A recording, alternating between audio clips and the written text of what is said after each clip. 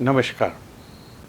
तो हमने number system chapter के अंदर सबसे पहले नेचुरल नंबर्स देखे थे, फिर उसका एक्सटेंशन होल नंबर के बाद में इंटीजर्स, और इंटीजर्स के बाद में हम आए थे रैशनल नंबर्स पे। फिर रैशनल नंबर्स के अंदर हमने ऑपरेशंस देखे थे, एडिशन और मल्टीप्लिकेशन, और फिर उसकी प्रॉपर्टीज़ देखी थी। अब हम आते हैं कुछ क्वेश्चंस पे। तो सबसे पहला, find 6 rational numbers between 3 and 4। इस तरह के क्वेश्चंस दो तरीके से किए जा सकते हैं। पहला तरीका होगा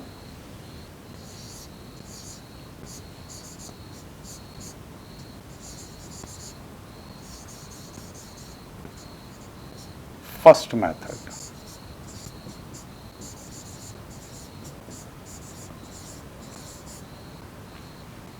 पहली मेथड में अगर हमको यहाँ पे 6 रैशनल नंबर्स चाहिए तो हम 6 + 1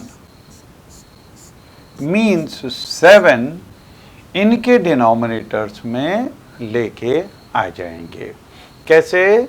3 कैन बी रिटन एज 3/1, और इसको हम 3 × 7 और 1 × 7, एक ज़्यादा है ना। सो दिस विल बिकम 21/7।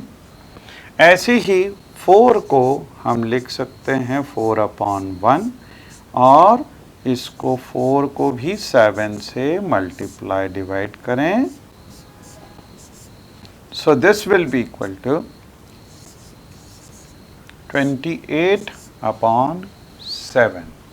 और आप देखेंगे कि इनके बीच के जो नंबर्स हैं वो, so therefore 7 numbers, rational numbers between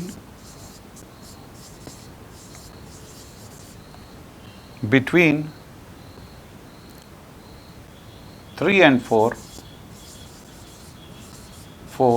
are. तो ये हो जाएंगे। अब देखिए इनके बीच के नंबर्स, मतलब 22/7, 23/7, 24/7, 25/7, 26/7 और 28/7। तो ये 6 रैशनल नंबर्स हैं जो 3 और 4 के बीच में आएंगे। आप चाहें तो इसको डिवाइड करके डेसिमल्स के अंदर भी अगर निकालेंगे तो 3 पॉइंट समथिंग इस तरह से आएंगे, और ये 4 के बीच में ये नंबर्स आ जाएंगे। ठीक है, ये एक तरीका है। आपको जब भी कभी ऐसे अगर 6 की जगह 7 चाहिए तो 7 + 1 मतलब 8 जो है डिनोमिनेटर में लाके, और उसके बाद में उसको इस तरीके से आप निकाल सकते हो। ये फर्स्ट मेथड है। सेकंड मेथड देखिए,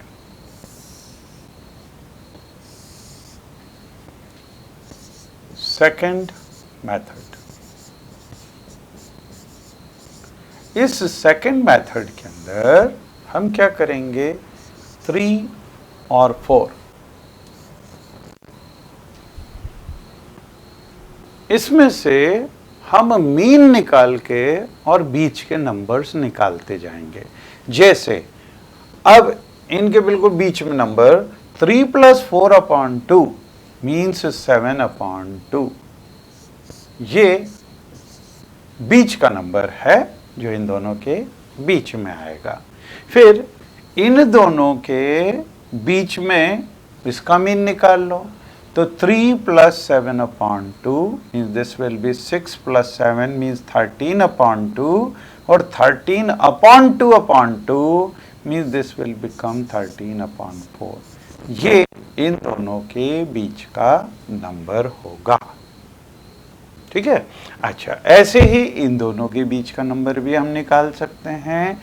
इसमें इसका मीन निकाल लो, तो 7/2 + 4 this whole upon 2, so this will be 7 + 8 means 15/2 means 15/4, तो ये 15/4 इसके बीच का नंबर हो गया। ठीक है, फिर हम इसका भी मीन निकाल लें तो ये बीच में आ जाएगा, इसका मीन निकाल लें ये बीच में नंबर आ जाएगा, इधर भी मीन, तो ये मीन निकाल के हम और नंबर्स इसमें से निकाल सकते हैं। अब इसका अगर मीन निकालना है तो 3 + 13/4 whole upon 2, so this will be 12 + 13 means 25/4/2 means 25/8 this will become। ठीक है, तो एक नंबर ये आ गया। इसी तरह से हम इन दोनों के बीच में भी मीन निकाल सकते हैं, तो जब मीन निकालेंगे तो ये हो जाएगा 26 और ये 28, 26 + 28, 26 + 28 and then upon 2, so this will be 4, 5, 54 upon LCM will be 8, so this will be 54/16। तो इस तरह से बीच बीच में इनका इसका एवरेज निकाल लो तो फिर यहाँ पे बीच में एक नंबर आ जाएगा, इसका एवरेज निकाल लो तो फिर बीच में नंबर आ जाएगा। So we can get numbers in between this two in this method also. Okay, चलिए आगे देखें।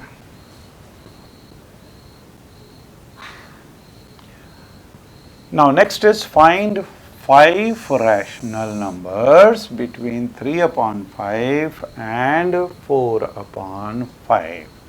अब देखिए इसके अंदर भी सॉल्यूशन 3/5 and 4/5। 4/5 में अगर हमको 5 नंबर्स चाहिए, ठीक है, तो पिछले क्वेश्चन में जो हमने मेथड लगाई थी वो तो हम इस्तेमाल कर ही सकते हैं। इसके अलावा हम क्या कर सकते हैं, इसको 3/5 इसमें अगर हम 10 से मल्टीप्लाई डिवाइड करते हैं, यहाँ पे भी 4/5 इसको भी 10 से मल्टीप्लाई डिवाइड कर दें, सो दिस विल बिकम 30/50 और 40/50, है ना। अब देखिए इन दोनों के बीच में तो हम 10 नंबर लिख सकते हैं, 31, 32, 30, तो 31/50, 32/50, 33/50, तो 10 नंबर्स हैं, तो उसमें से कोई से भी 5 लिख दें। तो एक तरीका ये भी है कि हम सीधे 10 से अगर मल्टीप्लाई डिवाइड करें तो 10-10 नंबर उस तरह से 10 की जगह अगर मान लो हमारे को 10 नंबर की जगह हमको 25 नंबर चाहिए, तो हम 10 से मल्टीप्लाई डिवाइड करने की जगह 100 से मल्टीप्लाई डिवाइड कर दें, तो हमारे पास में 100 नंबर्स आ जाएंगे in between. So therefore 5 numbers between 3/5 and 4/5 are, अब देखिए यहाँ से अगर हम लिखें 31/50, 32/50, 33/50, 34/50, 35/50, ये 5 तो हमने लिख दिए हैं। बाकी आप चाहो तो कोई से भी, इनके बीच में 10 नंबर हैं, कोई से भी 5 लिख सकते सकते हो, है ना। ऐसा ज़रूरी नहीं है कि यही नंबर्स आप लिखो, ठीक है। तो ये एक मेथड और है हमारे पास में बीच में नंबर्स इंसर्ट करने की, ठीक है। चलिए आगे देखें।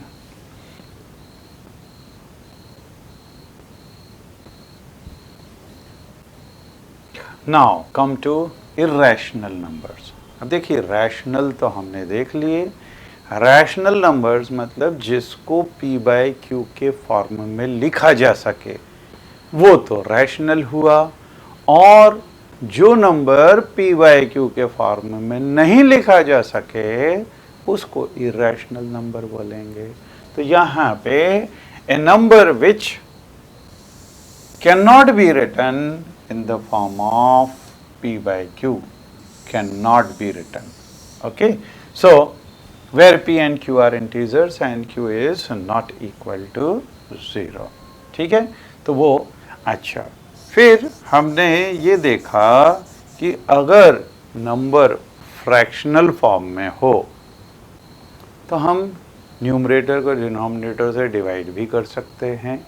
अगर उसको डिवाइड करेंगे तो हमारे पास में डेसिमल रिप्रेजेंटेशन आएगा नंबर का। अब डेसिमल रिप्रेजेंटेशन भी दो तरह के होते हैं, एक होता है टर्मिनेटिंग डेसिमल और दूसरा होता है नॉन टर्मिनेटिंग डेसिमल। तो यहाँ पे डेसिमल्स के अंदर एक होता है टर्मिनेटिंग डेसिमल्स। इसके अंदर क्या होगा कि डिवीजन प्रोसेस कुछ स्टेप्स के बाद में डिवीजन प्रोसेस ख़त्म हो जाती है। जैसे देखिए, अगर हम 1/2 लें या 3/2 लें, 3 को अगर हम 2 से डिवाइड करेंगे तो एक बार जाएगा डिवीजन होगा, और फिर उसके बाद में दूसरी बार में तो 3/2 क्या 1.5 होता है। मतलब 2 स्टेप्स के बाद में डिवीजन प्रोसेस स्टॉप हो जाएगी, क्योंकि हमारे पास में रिमाइंडर में 0 आ जाएगा। अच्छा, अगर मान लो हमने लिया 1/3, अब 1/3 में इसकी वैल्यू होगी 0.3333333333, it will go up to infinity because every time in reminder you will get 1। तो ये इन्फिनिटी तक चले जाएगी। इसको बोलते हैं नॉन टर्मिनेटिंग डेसिमल्स। तो दे आर ऑलवेज, अच्छा, ये जो टर्मिनेटिंग डेसिमल्स हैं ये आप बिल्कुल याद रखना, they are always rational numbers. तो जितने भी टर्मिनेटिंग डेसिमल्स हैं वो हमेशा रैशनल नंबर होंगे। हम जैसे देखिए, कोई सा भी अगर हमने मान लो लिखा 1.25, है ना। अब इसको हमेशा p बाई क्यू के फॉर्म में लिखा जा सकता है। कैसे? हम ये पॉइंट हटाते हैं, अपॉन में 1 आ जाएगा इसकी जगह, और फिर 2 ज़ीरोज़ लग जाएंगे। फिर इसको 25 से डिवाइड करें तो 5 टाइम्स, और 25 से इसको डिवाइड करेंगे 4 times, means this is 5/4, means this is in the form of p/q, where p is integer, q is integer, and q is not equal to 0. So this can be written in the form of p by q. तो ये rational number होगा। फिर अब हम आए non terminating decimals. Non terminating decimals यहाँ पे वापस से 2 तरह के होते हैं non terminating decimals. So there are 2 types of non-terminating decimals. पहला होगा recurring और दूसरा होगा non-recurring। अब देखिए, recurring और non-recurring, हमने अभी हाल जो एग्जाम्पल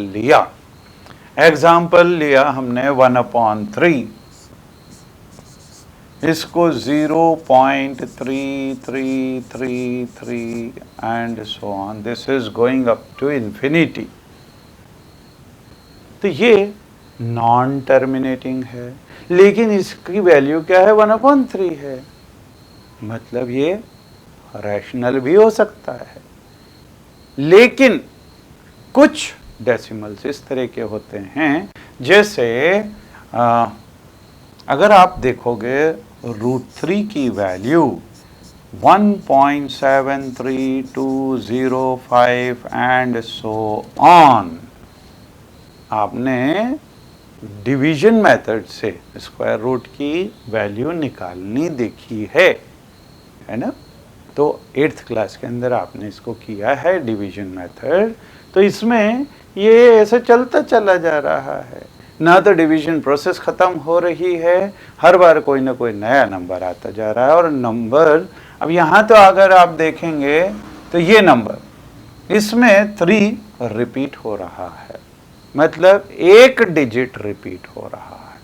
इवन अगर एक डिजिट की जगह हम मान लो यूं ले लें 5.234 and so on up to infinity. तो यहाँ पे ये 234 पूरा ब्लॉक जो है वो रिपीट हो रहा है।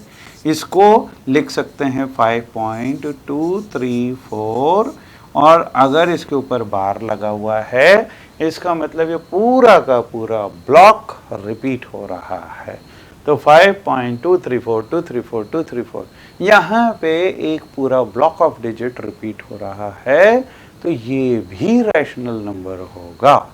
लेकिन अगर हमको इस तरह से मिले कि ना तो डिजिट रिपीट हो रहा है ना ब्लॉक ऑफ डिजिट रिपीट हो रहा है और it is going up to infinity, so this will be irrational number। तो यहाँ पे recurring they are always rational number and non-recurring they are always irrational number। मतलब आप इसको p/q के फॉर्म में कन्वर्ट ही नहीं कर सकते। तो ये जैसे √2 है, √3 है, √5 है, इनकी वैल्यूज़ को आप इसमें कन्वर्ट नहीं कर सकते।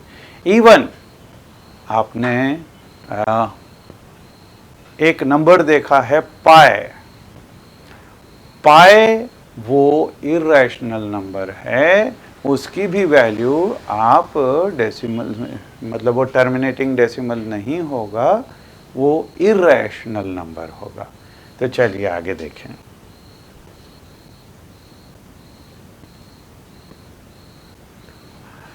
Representation of irrational number on number line. अब इर्रेशनल नंबर्स हैं, नॉन टर्मिनेटिंग नॉन रिपीटिंग है डेसिमल्स में अगर हम देखें, लेकिन अगर इनको हमको लोकेट करना है √2 को, सबसे पहले हम देखें √2। इसको अगर नंबर लाइन में रिप्रेजेंट करना है तो कैसे करेंगे? देखिए ये अगर हमारे पास में नंबर लाइन है -2 -1 0 1 2 3 4 1 2 3 4, ठीक है। अब इसमें अगर हमको √2 चाहिए, √2 नंबर को यहाँ पे रिप्रेजेंट करना है, तो हम यहाँ पे अगर ये डिस्टेंस 1 है तो यहाँ पे भी मेज़र करके 1 सेंटीमीटर, अगर ये 1 सेंटीमीटर है तो ये भी 1 सेंटीमीटर हम लेंगे, और इसके बाद में इस पॉइंट को यहाँ से ज्वाइन कर देंगे। अब देखिए आपने जब हमने परपेंडिकुलर ड्रॉ किया तो जहाँ पे भी परपेंडिकुलर या 90 डिग्री आते हैं वहाँ पे पाइथागोरस थ्योरम आ जाता है।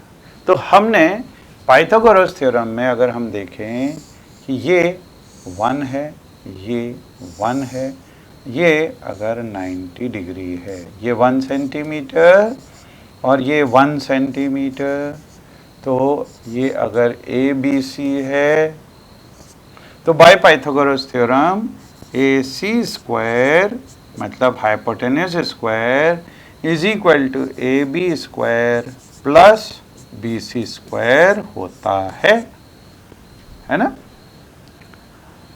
यहाँ पे ये 1 का square plus 1 square mean this is 1 plus 1 mean this is 2।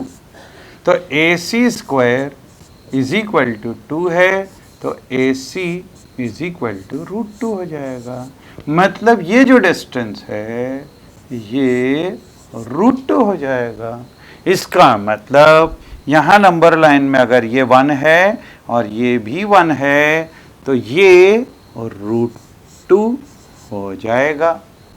अब ये लेंथ तो हमको मालूम पड़ गई कि इतनी है, इसको तो नंबर लाइन में लेके आना है। तब हम क्या करेंगे कि हमारा राउंडर की निडल को 0 पे रखो, इसको एक्सपांड करो, यहाँ तक लेके आओ और यहाँ तक लाने के बाद में इस राउंडर से ऐसे करके यूं, है ना, तो इस राउंडर से ये वाला जो पॉइंट आएगा, ये पॉइंट दिस विल बी √2, क्योंकि ये डिस्टेंस को हमने यहाँ पे ले लिया राउंडर से।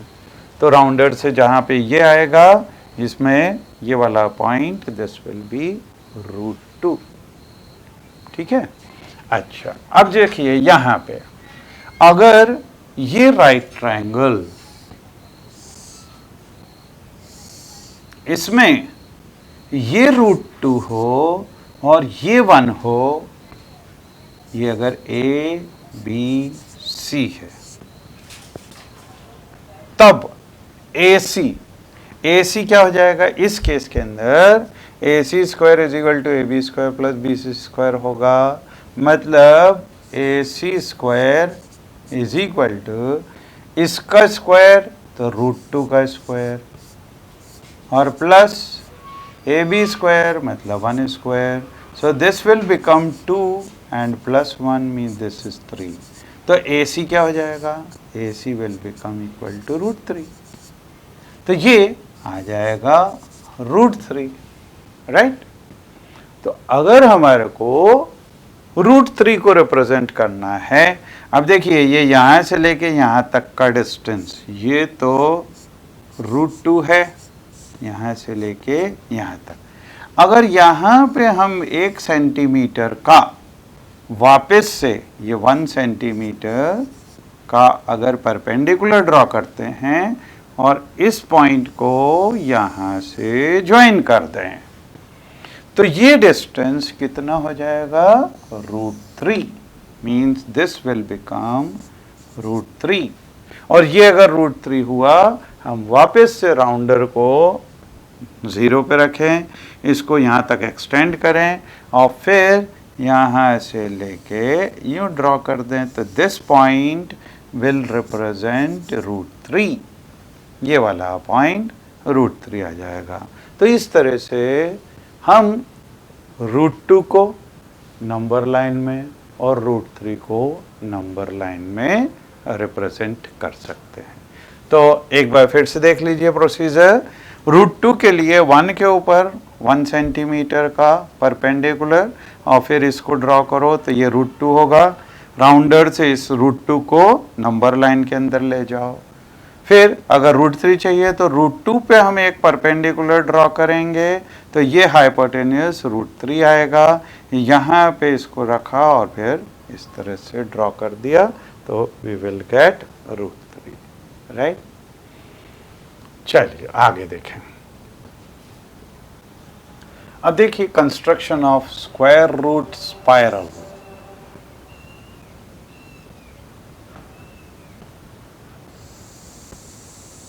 स्क्वायर रूट स्पाइरल, इसके लिए देखिए अगर हमको ऐसा वो स्क्वायर रूट स्पाइरल बनाना है तो √2 के लिए हमको क्या करना पड़ता है, हम सबसे पहले अगर ये 1 सेंटीमीटर लिया और ये भी 1 सेंटीमीटर ले लें, ठीक है, और ये परपेंडिकुलर मतलब यहाँ से 1 सेंटीमीटर बनाया कोई सा भी और फिर उसके ऊपर परपेंडिकुलर ड्रॉ कर दिया 1 सेंटीमीटर का, तो ये हाइपोटेन्यूस दिस विल बी √2, ठीक है। फिर हमने पिछले उसमें क्या किया था कि √2 के ऊपर ही 1 सेंटीमीटर और ड्रॉ किया था, तो ये OP2 ये √2 है, इसी के ऊपर यहाँ पे 1 सेंटीमीटर का एक ये और ड्रॉ कर दिया, ये 90 डिग्री है, ये √2 है, ये 1 है, तो ये √3 आ जाएगा बाय पाइथागोरस थ्योरम। ठीक है, तो ये √3 आ गया, ये OP3 विल बी √3। अब अगर हम यहाँ पे वापस से 1 सेंटीमीटर ले लें और फिर इसको यहाँ से ज्वाइन करेंगे, तो ये √3 है, ये 1 है, तो ये √4 हो जाएगा, √4 मतलब 2 हो जाएगा। अब इसके भी आगे अगर हमको √5 चाहिए तो वापस से इसके ऊपर परपेंडिकुलर ड्रॉ करें 1 सेंटीमीटर का, तो ये अगर 1 सेंटीमीटर होगा, ये √4 है, तो ये वाला जो डिस्टेंस आएगा ये √5 आ जाएगा। इसके ऊपर फिर परपेंडिकुलर ड्रॉ करें 1 सेंटीमीटर, तो ये √6 आ जाएगा। तो इस तरह से इसका स्पाइरल बनाया जा सकता है। ओके।